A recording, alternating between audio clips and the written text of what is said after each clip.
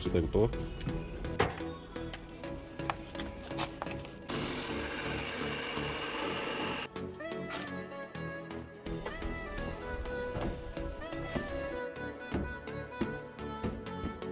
Подготвяме окабеляването, отваряме задния визиер и задното бушонно табло. Електрониката на кадлича се връзва в задния визиер чрез байпас на няколко места.